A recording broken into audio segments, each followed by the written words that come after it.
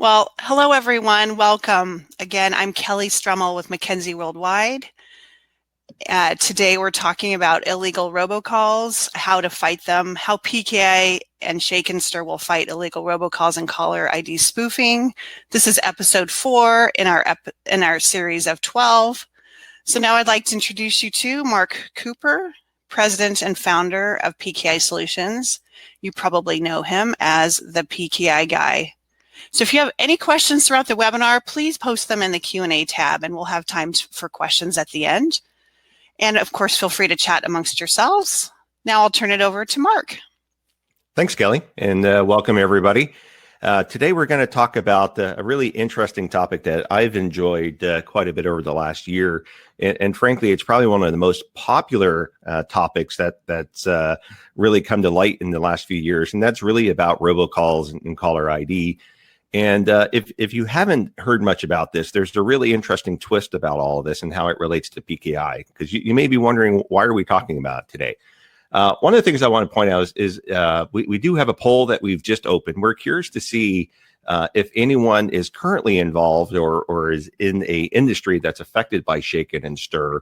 We're curious just to see how many people are actually in a job or a organization that is impacted by this. So while that poll is going, let me tell you a little bit about what we're going to talk about today. So we're going to really start by talking a little bit about the landscape of the fraudulent calls, the robocalls, the spam calls that you're getting. And there's some really interesting nuances that are there. And it's not just that it's bothersome to all of us, because frankly, it is. I don't think anyone will agree that they enjoy these robocalls and spam calls. But there's a really interesting issue around intent. So we'll talk a little bit about what's at stake and why this is an important problem to fix. And we're going to talk about what that new standard is, the Shake and Stir, how it works. And we'll talk a little bit about the ecosystem, about how is industry and the regulatory bodies coming together, and how does this directly affect you as a consumer or a business? And there's some really important things you should be aware of there. And then we'll spend a little bit of time talking about the technical stuff. So if you're a PKI geekhead and you really kind of want to know what some of these underlying parts are, we'll talk a little bit about what those are, as well as really some of the ways that the system could potentially be gamed, and some of the loopholes that are inside of it. And obviously, we'll talk about where that is today. And then if you have questions, we'll take those at the end. So let's start by talking about the fraudulent robocall problem. And now it's really important that we put this into context, because there are robocalls that are legitimate, and then there are illegitimate or fraudulent robocalls. And we have to make a distinction there, because there are certain types of robocalls that are legitimate. When we think about, for instance, a university that needs to send out a warning to its student body because of something's happening on the campus, that's a completely legitimate reason to have an automated robocall going out to all students. On the fraudulent robocall side, we're really talking about those things where someone is attempting to steal information, impersonate somebody, steal credit card information, sell something unsolicited at a widespread pace. The fraudulent robocall is really the problem that's trying to be solved here. There is not an intent to stop robocalls in general, because there really is legitimate needs around that.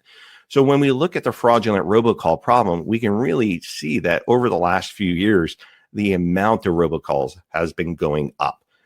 By some calculations, almost 40% of the calls in the US are nearly all some type of fraudulent robocall. I know I'm impacted, as probably many of you are, when I get a phone call. If it's on my mobile device and it's not a number I recognize, I don't answer it. And frankly, that's really impacting me as a consumer as well as a business. I may actually place a call to a business and they return my call, and I don't answer it because I don't know the number they're calling from. And I've had many shared stories around that.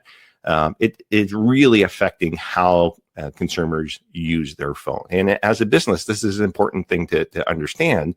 Because if you're trying to communicate with your customer, if you're trying to set up service appointments, if you're trying to contact them because of a maintenance issue, they're apt to not answer your call. And that's a big problem. The other thing is we know that it's a global problem. So last year, Haya reported that 85 billion spam calls were placed around the globe. This isn't a problem that's just happening in the US or in the North America. It's happening in every country in the world. Now, to different degrees. I spoke about this topic last year in Stockholm. And in the EU, they have the problem, but not nearly at the same level. It's really closer to maybe 8 to 10%. And in some countries, it's even lower. It's uncertain if that's going to continue to rise or if they're at the precipice. No one really knows. I think the geography in the telecommunications process in the EU may affect this differently, whereas most businesses aren't necessarily calling from another country. It's much easier to determine that a phone call isn't originating locally. In the US, the other interesting thing is the fact that we saw 48 billion robocalls made to US mobile phones last year. Now, the tough part is not necessarily knowing if they were all fraudulent or valid calls, but we can certainly expect that the vast majority of those were probably fraudulent calls. So why are we talking about this? Why do we not just ignore this? Well, the number one thing is it's impacting everybody, whether it's a business or consumers. It's affecting everybody, and there's billions of dollars at stake. And it's not just information that's being stolen. It's not just credit cards that are being stolen. But think about the time that's consumed. And an interesting thing happened to us. We use a live receptionist service to answer our calls to the company, and we essentially pay by the minute. We have a base billing, so that way, if you call us, you have a question, you want to reach one of us, you're not going into an automated system. You get one of our receptionists. Well, they charge for every call that comes in, including robocalls. So there have been certain months where there have been big spikes, and we can tell they're robocalls because they get logged as a robocall, or they get logged as a spam call because it hangs up or doesn't connect. And we can see certain months where those are considerably high. And that is a dollar impact that affects businesses. And for businesses that don't have that model, if you do have someone that's answering the phone, you're still paying them a wage to answer the phone. So there's both direct and indirect costs just outside of the scam. So the fact that the calls are being made typically means somebody's listening to it or having to pick it up, or even if it goes to voicemail, it's time spent, it's time wasted. So there's a big impact on everyday lives. The other thing that we're seeing is that there's starting to be some influence or some desire at the regulatory level. We know the FCC has some tools at its disposal in the North America and US market, specifically around fines and technology solutions. But historically, if we look at what's been in place for telecommunications, it's always been illegal to conduct crimes over the phone. It's illegal to impersonate someone else. But frankly, the scamsters and the people perpetrating these fraud, they're not, of course, going to follow the rules. So those types of controls really aren't going to stop them. We have seen over the last year and a half in the US, the FCC trying to encourage and push companies. And there has been some updates that we can share with you as well, as far as where industry and the regulatory bodies are, as far as trying to enforce and get this in place. The good thing is that there is a industry standard. It was really created as a way of solving this problem. And with that, there are some caveats, and I'll talk a little bit about that. But before we go into what Shaken Stir is, let me tell you a little bit about how we got into this problem. And it actually goes back a few decades. It really kind of goes back to this concept of caller ID. And the reason caller ID gets brought into this is the fact that most of these robocalls are doing one particular thing. And what they're doing is they're hopping from one phone number to another. Now, they're not physically connecting from one circuit to another circuit. What they're doing is they're changing their caller ID. And this is an important aspect. And that's why we really say this is about fraudulent robocalls and caller ID. Because if a company or a fraudster was using a single phone number and a single circuit to complete all of their calls, it becomes a very easy thing for the phone companies to say, we're simply going to block that circuit. We're going to remove the ability for that person to place calls. Or even if I'm not necessarily the originating phone company, I can just block all the calls from that number. The problem is they don't do that. They change the caller ID with each call. And the reason for that is that's the only real identity system that exists inside of the telecommunications space, whatever the caller ID is.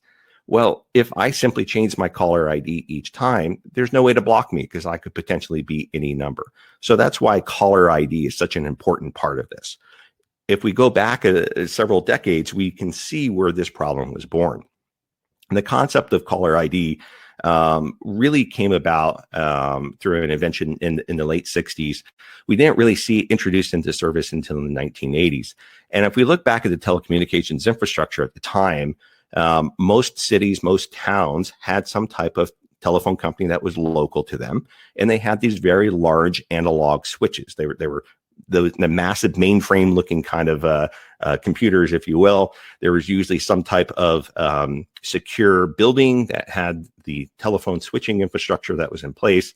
And it's much like the internet, where basically a call is placed and then the call is routed through a switch to some other switch and another switch and so forth. It's essentially an automated version of the old-fashioned operator. So if you ever saw some of the black and white movies where somebody would call a business and they would say, who are you calling? And they would take one wire, plug it somewhere else. That's what these switches were doing. So these large, very expensive pieces of equipment were held by the telephone company. They were inside of their facility and they were routing and receiving these calls. It was essentially a trusted switch. This thing existed only inside of the phone company. If you wanted to get service, they simply provided you a circuit that went into that switch, and then they would simply know who you were. So when caller ID came out, there was an interesting problem of how do they transmit caller ID over essentially an analog audio transmission device, because that's all that the telephone switches really were at the time. We send audio. Well, one of the things they came up with was this in-band modulation. So if you've ever seen anything like the old-fashioned audio modems, what would happen is when the call was placed, in the beginning of that, they would introduce this modulated frequency that was encoding the caller ID. So it was an audio portion, because just like the old modems, you could actually hear the modem squeaking and squealing and so forth. Well, that still happened in the audio call, but it happened before anyone would pick it up. So that would kind of magically move its way through the switch with the encoding of what that caller ID was. And then the receiving device could hear what that tone was, display it on a little LCD screen for the user, and then the phone would ring.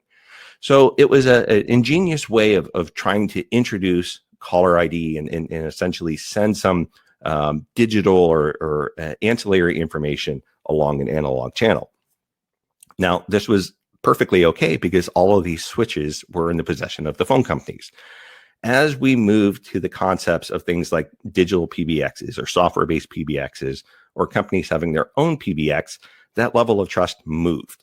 The fact that the PBX, or the originating switch, was no longer necessarily in the possession of the phone company, it could be in the possession of the originator. And now, frankly, you can get software that enables your laptop to have more capabilities than a telephone switch did in the late 90s or even early 2000s. So with this, now you've got a software piece of technology that you can manipulate. So a nefarious user can simply say, hey, every time I place a phone call, I want to change my caller ID. What they use is what's called a SIP trunk, or if you have a voice communications or you use Teams, all of that goes over a SIP channel, SIP. And what you can do is you can essentially go to pretty much any provider that's out there and say, I would like a SIP trunk. And from your PBX, you can just route your calls over that. So since their PBX would be software-based, they can simply change the information on every call that goes out and assert whatever caller ID they want. So there is no other method that existed inside of the telephony system or even caller ID to verify the information. The assumption was the telephone company with their trusted switch, of course, would only put the actual caller ID in there. So there's no checks and balances. It's simply, what did you assert? Okay, that's your caller ID. So that's really how we got to this place today. And that has really given rise to the modern day problem that we're all seeing: fraudulent robocalls, caller ID spoofing. So what the industry has done is gotten together and created a new framework called Shake and Stir. Now, there's some interesting backstory here. If you really look into this, it really started off as STIR, which was a secure telephony revisited. And the intent was, how do they get to a point of having strong caller ID? And there were some dissenting views, and the alternate recommendation of Shaken came out, and has really kind of morphed together. And that's why we see it as Shaken STIR, or sometimes STIR Shaken. And if you're particularly attuned to the Martini reference here, you may be led astray to really believe that a lot of this is being written by some Martini loving people.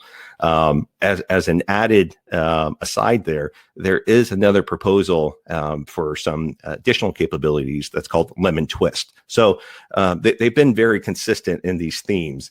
And as a Martini lover myself, I can certainly appreciate that. So Shaken and STIR is really created as this new framework. And the reason we're talking about it is it's all about PKI. So PKI becomes the backbone of the problem to solve Shaken, STIR's fraudulent robocall and caller ID problem. So what's going to happen is the industry has gotten together and created this framework. And that's what's great about this. This isn't something that we're proposing or some pie in the sky idea. This is the industry around the world has already gotten together to propose this and adopt this standard. So this is already something that they've agreed to do. What's going to happen is a PKI is going to be used to identify and verify every caller ID that's made. So this is a way of actually not only asserting a caller ID, but making sure it's a valid caller ID. So what's going to happen is Shaken and STIR is each originating and receiving telco will use a component within PKI to be able to sign and verify the caller ID on every call that's placed around the world. What this will enable us is to essentially have secure caller IDs. This is not going to be encrypting the call. It's not going to do point-to-point encryption. It's not endpoint-to-endpoint encryption. It doesn't change the overall call itself. It's simply about how can we make sure that the caller ID is actually being done the right way. The other thing is it shifts where the identity comes from. It will no longer happen at the originating PBX. So someone who has a software-based PBX or a legacy piece of hardware is no longer going to be responsible for asserting the phone caller ID.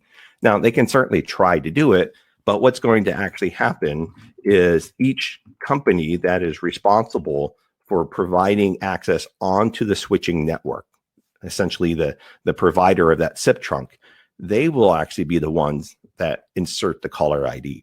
And what they'll be able to do is know a particular call is coming from a circuit because they are the ones that are providing service to that customer.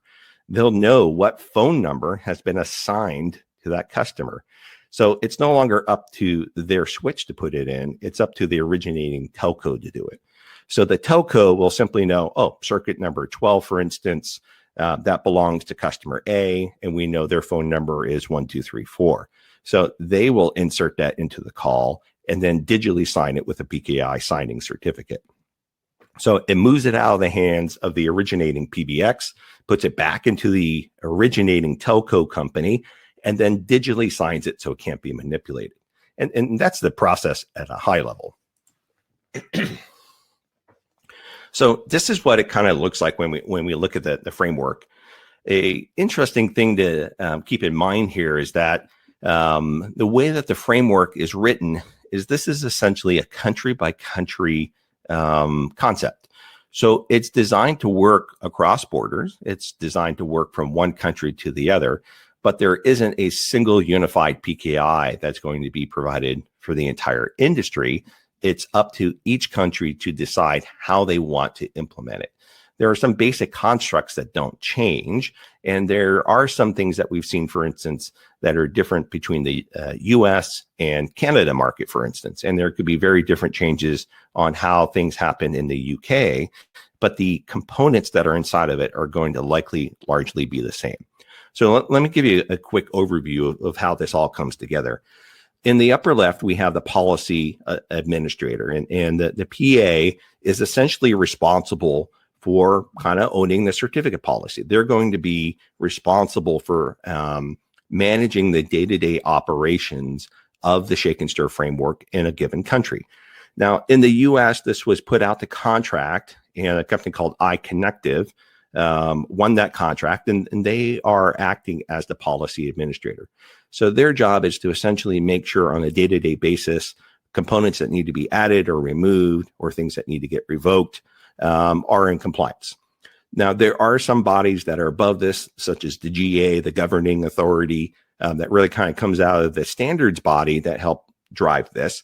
But that governing authority is not responsible, nor do they have the people to run this on a day-to-day basis. There's two types of PKIs that will be allowed within the framework, and we can see them illustrated here. One is third-party certificate authorities. They can be approved by the policy administrator. It's envisioned that there could be maybe less than 10 in a given country. There's no hard limit here, but the assumption is that there could be some commercial PKIs that are available in the space. The intent is a commercial CA can come in and sell the certificates that are needed to the originating and the receiving telcos that wish to purchase them. Now, these are distinct PKIs from what we see in the web PKI space, in that there's some very specific encryption requirements, very specific certificate policy requirements, that it's not just an easy pickup per se, a DigiSur, a Global Sign, or a Komodo to simply say, hey, we want to use our existing PKI and sell certificates here. It really would have to be a new PKI that is deployed just to provide this service. And there's some updates that we can provide around that. The other option is a internal PKI at a originating telco. So if a telco that is large enough or has a desire, they can create their own PKI to do this, and it would have to be approved and follow the policy that's implemented by the policy administrator. So if they choose that route, they don't have to go and buy a certificate from a commercial PKI. Now, there's actually another model that's kind of a soft model here. One of the things that we have found is some telcos actually leverage service companies to do certain things with their calls, whether it's routing, analytics. They can also do some of this signing as a service. So in their case, they wouldn't necessarily have a PKI that's internal to them, but their calls are being routed to another service provider that is doing this signing. But nonetheless, the process is largely the same. So with those PKIs in place, each originating telco company will have one or more signing certificates that comes from one of these trusted PKIs. So if we start on the left, we have a call that's placed by a consumer or a business. And when that call is placed, it goes into the originating telco system. And the authentication service is responsible for actually doing this signing process. What they'll do is they'll look at their telco records. They'll look at the circuits and the caller ID to find out what number should be asserted in that call. They'll then use their secure key storage. So you can really think of this as like an HSM along with some signing operations. So between the key management server and the secure key storage, we're essentially talking about a signing apparatus using potentially a hardware security module to sign a record. At that point, the caller ID is added into the SIP header and then digitally signed with originating telco's signing certificate. The call is then routed to the recipient telephone company, and there it goes into the verification service. The verification service is going to look at that digital signature, and because of the size of the SIP packets, this is actually a bit of a challenge. And when we look at things like TLS authentication, normally we send a copy of the server's certificate as part of that TLS negotiation. These SIP packets are actually quite small, about 188 bytes at a time, because they need to be near real-time, very quick, low latency packets. If we try to fit a certificate into one of these packets, we need like 20 packets just to send a certificate. So what they actually have done in the framework is in that initial header, they sign the caller ID. They do have that signature there, but then they provide a URL to where can you find the signing certificate. So it's almost like the AIA for a CA certificate. So if you're familiar with PKI infrastructure side, one of the things that devices can do to find certificates that belong to a CA is to go to an authority information access point, a website. In this case, they're kind of doing the same thing with the signing certificate itself. So the verification service could retrieve a copy of that signing certificate, validate the signature, and then once that signature has been validated, they can then present information to the recipient's device. So whether it's a mobile device or a caller ID device or a PBX, there's some leeway on how that happens, and I'll touch on that here shortly. So that really kind of quickly touches on one of the fundamental problems. If we assume a perfect world and every phone call is being signed, every phone call can be verified, one of the problems then is how is that information going to be presented to the consumer? So if we think about whether a phone number is being fraudulently used or legitimately used, if I look at my phone and I can't tell the difference, what does it matter? What does it matter that a phone call was digitally signed and then verified versus not? Because I'm not going to be able to tell the difference. The framework has this concept of a verified caller ID, something that the handset would display to you. And it's really left up to the handset manufacturers. And to be frank, we're talking about Apple and iOS and Android. I know there's other phones out there, but let's take the vast majority of the market. For them, it's up to them to decide what are they going to show to the user of that phone that a phone call was verified or not. The receiving telco will send a signal. They'll send details to the handset through this framework and say, this was a verified call or it was not a verified call. It's up to the handset to decide what to do. If they don't do anything, we'll have exactly what we have today. We'll just have a number that shows up. We won't know if it was verified or not. But the intent is to encourage the handset manufacturers to display something different. If I'm going to send along this detail that says the call was verified and this is a good number, maybe you get a big green thumbs up, or maybe the screen is green and it says verified ID. It may not necessarily know who's on the other end of that. We simply know, hey, it's a number, it's verified. It's not likely to be a spam call. Because they would have difficulty staying in business if they were using the same call all of the time. Eventually, they would get caught. The not so great news is I personally haven't heard much from the handset manufacturers on how they are going to adopt this standard. It's probably not a big amount of work. So I don't know if it's on their radar and they just have chosen not to say anything yet, or if they're waiting to see if it's widespread enough. It's not a really clear story on how this is going to happen. The other thing here is just because we have a verified caller ID is we don't really know much about the originator. And if we think about one of the fundamental problems in the telco space, especially when it comes to fraudulent calls and spam calls, is the intent. And if a business goes and gets a phone number and they start calling people, whether it's the recipient or the phone company, you don't really know the intent of that business right away. It's not until there's a certain amount of analytics that are built do we know what they're really up to. And what I mean by that is if we have verified caller ID and we have a particular company, Bob's Fraudulent Calls, and they're going out over a verified ID and their phone number is displayed, initially it's going to come up as verified. And initially, there's going to be no analytics that says that there's any reason that they shouldn't be trusted. But because they're stuck to that number, as people mark it as spam, as people complain about it, as people report that number, the analytics will be built to say, hey, this is a suspected spam, or this is a fraudulent call, or this is a robocall. That analytics will be built. Those analytics exist today. There are companies that already do this. So I know for my phone, my provider even has a mobile app that I can enable, and it does analytics behind the scenes. It's not perfect, but it's better than nothing.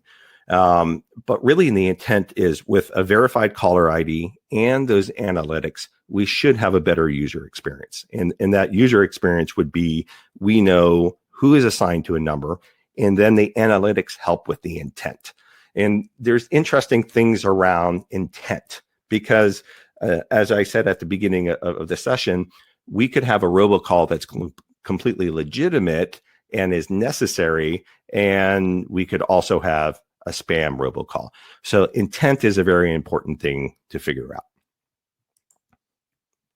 So what's the current ecosystem? Where are we in all of this? The ADCS organization was really the ones that was responsible for helping to define this framework. So ADCS is the Alliance of Telecommunications Industry Solutions, and they worked with the IETF, and they are essentially the industry body for the telecommunications industry. So to make sure that calls can be routed and that standards are followed, ADCS is what really drives this process. So they were involved in creating the framework, which means the industry doesn't need to be sold. They created it themselves. They've already bought in on it. There's obviously government entities that are part of this. Frankly, the technology and the framework could be deployed without regulatory requirements. And even as of mid and early last year, the FCC was simply saying, you guys should do something. In January of 2020, we did see in the US, the FCC got some legislation that mandates the implementation of shake and stir. There are some timelines that are out there. Frankly, the timeline kind of really pushed this to 2021. But with COVID, we really don't know where this is going to wind up falling. We in the US, we have policy agencies. So we have the STIGA. We also have the policy administrator. Each country may choose to combine these things. We may find that governing authorities and policy administrators, as well as the CAs, may actually be a single entity. So just because the US is doing it one way doesn't mean every other country is going to do it. The telcos themselves are obviously involved. They were part of the creation of this standard. In the US, it's not entirely clear how many telcos are affected by this. An interesting conversation I had with iConnective, who's the policy administrator, I asked, how many telcos are we talking about? How many are really out there? And they came back and they said, well, our spreadsheet has 2,000 companies listed in it, but we don't know. The reason for that is just over the years, there's been mergers and acquisitions, and some of those companies don't exist anymore.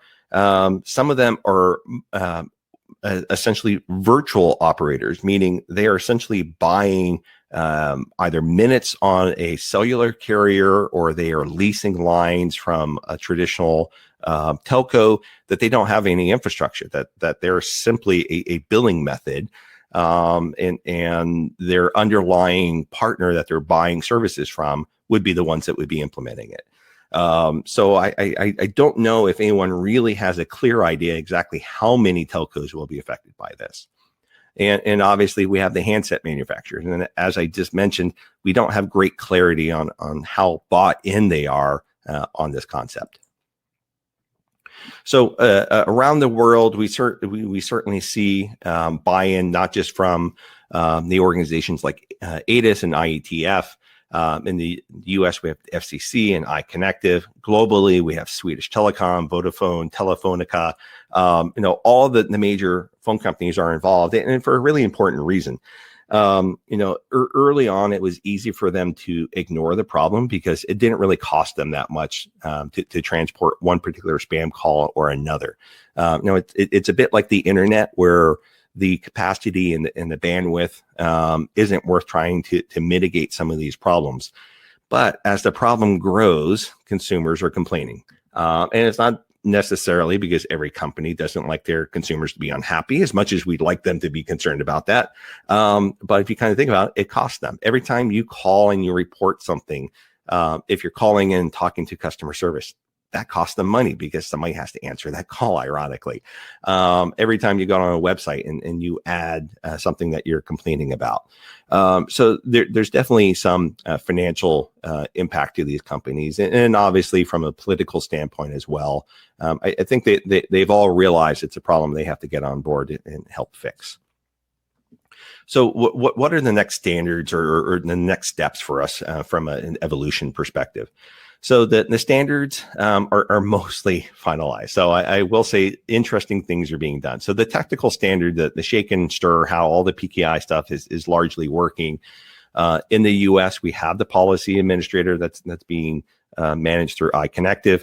But the last report I had is they're actually in the process of revising the certificate policy that governs how all this is going to work, simply because there were some things that hadn't been thought through. And just a couple examples, the certificate policy said that a commercial CA may be subject to an audit. And didn't really say when or why. It wasn't being mandated when you joined the process. It wasn't being mandated on a regular basis either. And frankly, from an industry perspective, they were creating this themselves. They didn't want to be too harsh on themselves, so they gave themselves a lot of wriggle room.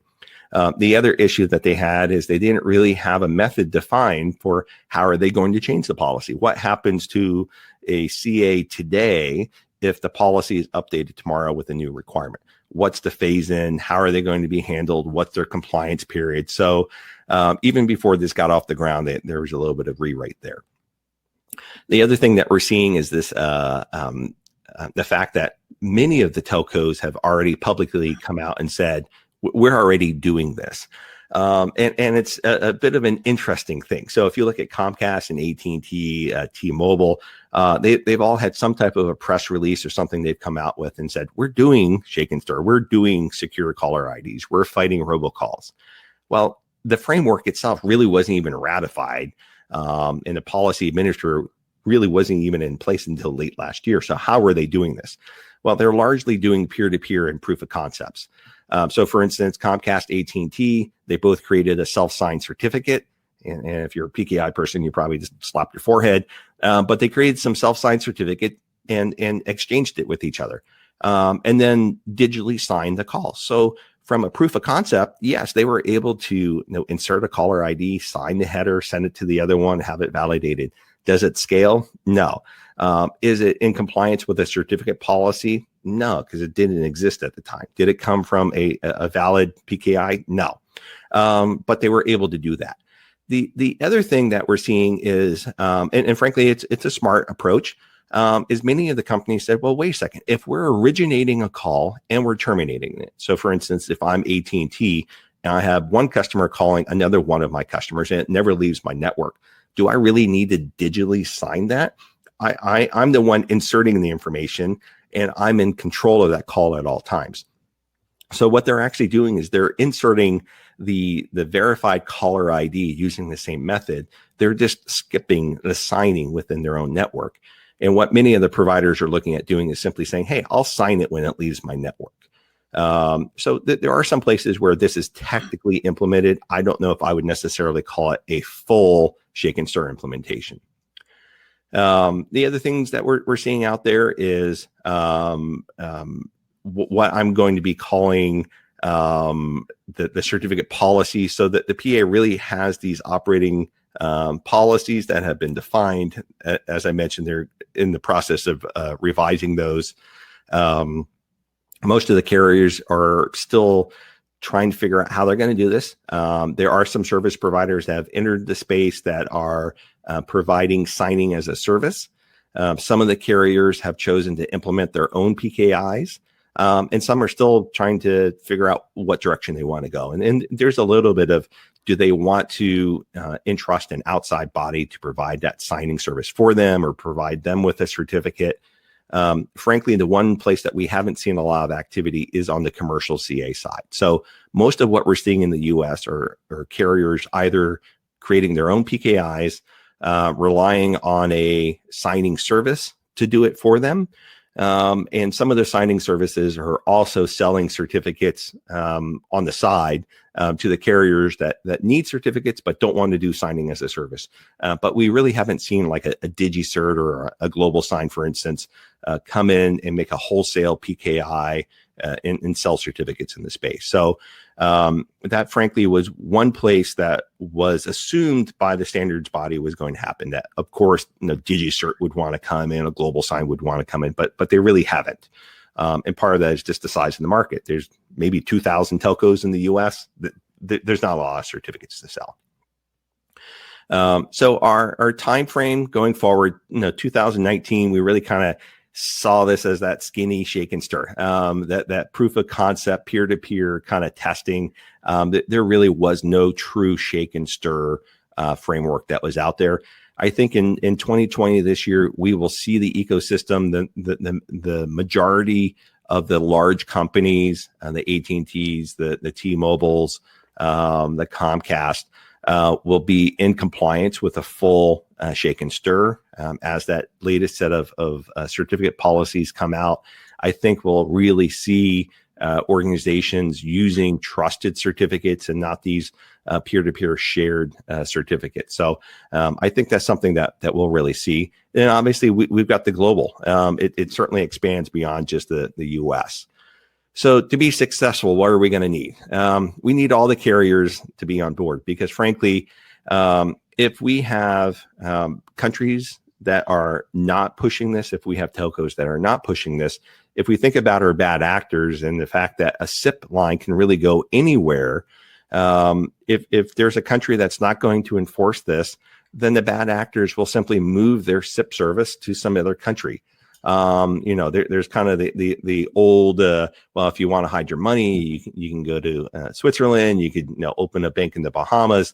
Maybe there'll be a country that says, you know what, we're deliberately not going to implement this and hope that people wind up sending their telecommunications traffic our direction.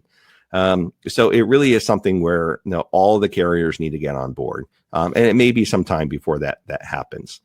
The PKIs have to be done the right way. So when we look at the security requirements, there's technical issues, there's security issues. If the PKI isn't done the right way, well, guess where the bad actors are going to go? This is a definite affront to their business. And if there's ever been a PKI that is going to be worthy of being attacked or potentially compromised, it's because it's affecting their livelihood. So I think as more carriers implement this, as more countries implement it, some of these bad actors may be tempted to find weaknesses in the infrastructure to be able to get a signing certificate and be able to make these calls. So some of the technical details, and this is really just to kind of point you in the right direction. There's certainly a lot more details here. I've described shake and stir as kind of 98% of normal PKI and 2% kind of unique or specific things for this industry. So the ADIS documents are the 10,080 through the 10,084 and ADIS 10,074. So these documents go through everything from the certificate policy concepts to the technical infrastructure, the verification service, the key signing service, and so forth. One of the interesting things is if you come at this from a PKI side, if you look at the document that defines what the certificate policy should look like, it's about a page and a half, and it says these are the minimum things that have to be there, and they're mostly cringeworthy, but an interesting read. The PKI is specified to use only ECC. The ECC algorithms are considerably smaller than the legacy RSA keys, and we were talking about SIP communications and packet sizes. That's really important. The other interesting thing is to be able to manage the concept of trusted PKIs. The policy administrator is going to distribute a certificate trust list. So any operator or carrier that's going to be participating would receive a copy of that trust list and any of the CAs that are authorized for signing in the space. The other thing is the providers themselves are responsible for retrieving the trust chain and the CRL. So in that SIP header, it will say, here's where you can find my signing certificate. And it will be up to that originator to actually go out to that location, retrieve the signing certificate, the CRL, and then have that available for verification. Now, obviously, at scale, they're going to want to make sure that they can cache that information, because as we think about SIP communications, timeliness is really important. And if they have to go out and retrieve a CRL or a signing certificate for each call, that's not going to really work very well. The other interesting thing is the fact that the CAs that are going to be providing the signing certificates, are involved in validating and authenticating the telcos. So the model that was created is any telco that wanted to sign the caller ID information using shake and stir would go to the policy administrator. They would get authenticated. They would get validated that they're allowed to participate. And then they are issued a authentication token that's in this JSON format. Whenever they want a signing certificate, they're supposed to use Acme and go to a commercial CA or their own CA and use that JSON token to authenticate and get a certificate. So a commercial CA that's coming into space doesn't have to be concerned about validating the authenticity of a telco, which is both a good thing and a bad thing. It's one less piece of compliance that they have to do, but it also means they have to completely rewrite how they engineer their PKI solution to work in the space. So this is what the SIP shaken header looks like. At the top, we wind up with a protected header, and we can see that it expressed what the signing algorithm was. In this case, it's ECC 256. It expresses what's called a passport, and the passport type is shaken. And then this X5U, this is essentially the URL that says, here's where you can find the signing certificate. So as I mentioned earlier, because of these SIP sizes, they can't send the actual certificates themselves through the communications channel. So what they do is they sign this header, and then they say, here's where you can find the signing certificate itself. So that would be the certificate that the originating telco would make available. Then in the payload, we have this field called attest, and the fact that we're attesting to a caller ID, and the destination telephone number is still there. And then we have the originating telephone number, the ORIG that's listed here, the originating telephone number. So this is the number that is inserted by the originating telco to assert what the caller ID is here. The other interesting thing is this origination ID. It's a GUID looking number. And this is really to facilitate a new capability. And it's actually a really cool thing. The fact that any call that is placed will have a originating ID that corresponds to who placed it, when it was placed, what telco it was created. So from a traceback perspective, if there are complaints, if there are issues, using that originating ID, they can instantly find out where the call came from. The old days of the cop movies where you got to keep the criminal on the line for 3 minutes while it runs a scan to figure out where the call's coming from. With this, the concept of a traceback can be completed in minutes, as opposed to the fact that in the old days you had to keep them online for a couple minutes, and then it could take weeks or days, and hopefully the records would point you to where a call was made. So some new capabilities. This whole header gets signed with the elliptical curve certificate and then validated on the receiving side. So what are some of the weaknesses? Like anything that's technology, anything that's security, there's weaknesses. One is the fact that there's going to be implementation issues. One is simply, because of the fact that the calls are being attested to by the telco, if there's certain telcos, certain countries that don't take this up, the bad guys are just going to move. If I'm sitting in the US, it doesn't mean I have to use a US provider to get SIP service. I could use something in Mauritius, in Canada, in Mexico, in Azerbaijan. It doesn't matter where. I can go over the internet and have my SIP communication go someplace that's not implementing this yet. So there will simply be an exploit of just work around it. An important thing is, just because the call is not verified doesn't mean it's not going to go through. It just goes through as an unverified call, which is exactly what we have today. From the interest of the telco side, they certainly didn't want to block calls that aren't verified, because it could take years before that's actually in place. The other thing is, we'll have some high value components. These shake and stir CAs, whether they're sitting at a telco, at a commercial CA, at a signing service, they're going to be valuable. If I can get a hold of one of those CA signing keys, I can create the signing certificates I need on my SIP service. And then when it shows up the originating telco, it's going to go, oh, this has already been signed, is already verified, and guess that there's nothing I need to do. that means those PKIs themselves are going to be susceptible. There's no OCSP, so we can't detect fraudulent certificates that are out there. So we're really reliant on CRLs, and CRLs don't really check on fraudulent or compromised keys. The other part, PKI is tough. So even if it is implemented everywhere, some of them are going to be bad. They're going to do it cheaply. They're going to do it quickly. They're going to do it with a click next. It's not going to be great. The other weakness essentially is a denial of service. If I can knock out the ability to do the signing or the verification, all those calls are going to be unverified. And then suddenly my calls are also unverified and they blend in with everything else. So I can't necessarily make my calls start to look verified, but I can make everybody's call look unverified for a while. So there's certainly some potential there. And it's simply based on the way that this distributed nature of the PKI has been set up.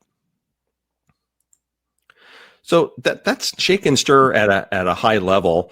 I appreciate everybody that participated in the poll. I was just taking a look here. The poll said, "Are you involved with implementing shake and stir?" No one here is involved with that. So that means everybody's curious. About 50% of you said no, that you're not involved. 16% said not yet. So maybe you work with a telco or some other company that may have involvement. And then 36% of you said no, but interested in learning more. So with that, let's see what questions we had come in. Great. Yeah, we've gotten several questions in. So here's one. Do we have any forum like CAB for this framework? Yes and no. So the CAB forum, or the CA Certificate Authority Browser Forum, is really a industry body making up the certificate authorities like Komodo and DigiCert, as well as the browsers, Mozilla and Microsoft and so forth. That's largely who created this, that ADIS framework. ADIS is the equivalent of CAB. Now, they're not focused just on the PKI components itself. It's a working group within ADIS and IETF.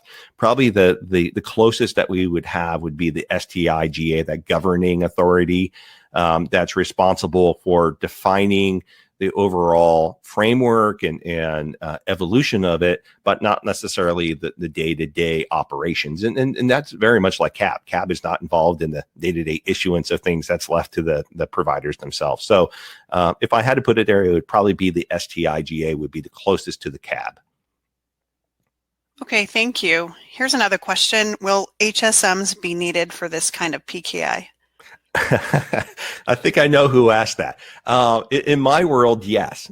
In the certificate policy, no. And it was actually one of the first things that I did when I got exposed to this ecosystem was kind of start lurking after the policy administrator. It hadn't been awarded to iConnective yet. So we knew there was a lot of pending things. And we did some work with some early companies that were evaluating getting into the space. Before the certificate policy was released, we had to make some assumptions. And we were building models of what would it take to become a commercial CA in there. And in my mind, I said, no, you're going to need hardware security modules. You're going to need to do it securely. It's going to be operational.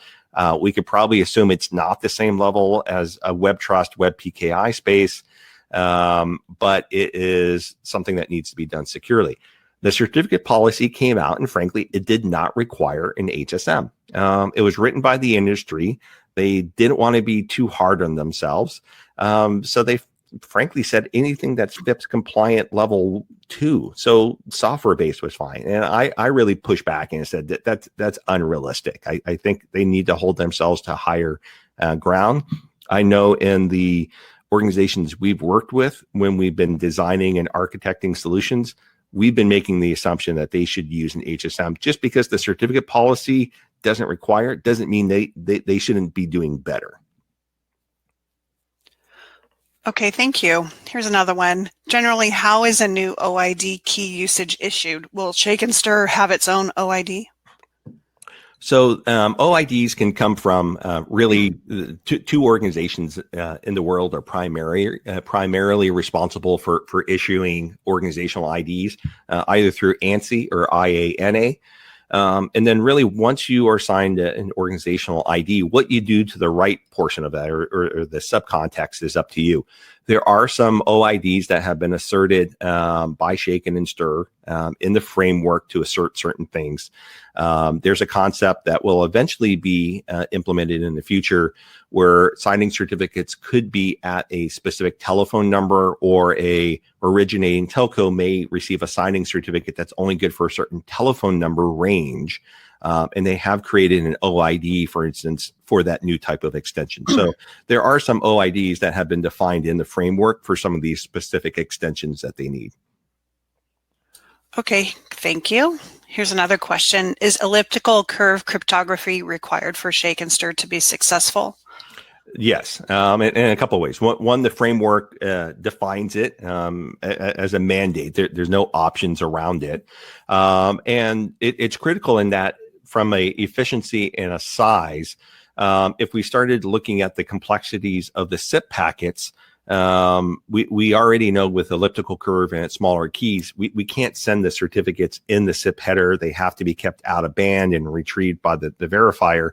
If we were using RSA, those signing keys would be larger. So even the SIP header itself would be a larger set of packets. It would be more time consuming to split that up and send it and reassemble it. RSA probably just would not work in this space given the latency requirements. So as a result, ECC isn't just a compliance issue. It's really a technical requirement just to be able to work in this kind of a low latency configuration. Okay, I think we have time for two quick questions, if this is quick. So you mentioned the signer certificate is a link to in the header, a lot like the AIA. How is the header itself protected from tampering? Yeah. So the header itself is signed. So that's the verification that we're talking about. So in the slide where I showed the SIP header, we had information about the telephone number and the payload, the originating ID, the destination number, and then in the header it said that it was a passport type of token, and then it had a URL of where the signing certificate was. That whole header and payload is signed with that signing certificate. So the way that that's protected is the fact that it's signed. If something tried to manipulate the data that's in there, when that packet is received on the other side, when it would go to verify that signing algorithm, it would see that the hashes don't match and the contents have changed. What keeps someone from simply putting in another signing certificate? Well, the signing certificate has to come from a trusted Shake and Stir provider. That's where the certificate trust list from the PA comes from. So it's much like what we would have around secure email, for instance. The contents are hashed, and then we can make sure the contents don't change. Great. One comment was Apple and Google could lead this effort and give us options to block all calls from telcos that don't implement this. What are your thoughts on that? Yeah, I think a couple of interesting things. So certainly there's a lot of things that the handset manufacturers could do. I know I would be tempted that if Apple gave me an option to say, block all unverified calls, yeah, I'd probably be okay with that, or send them to voicemail. They already have some of that capability around analytics today, but they could certainly extend it with this verified side.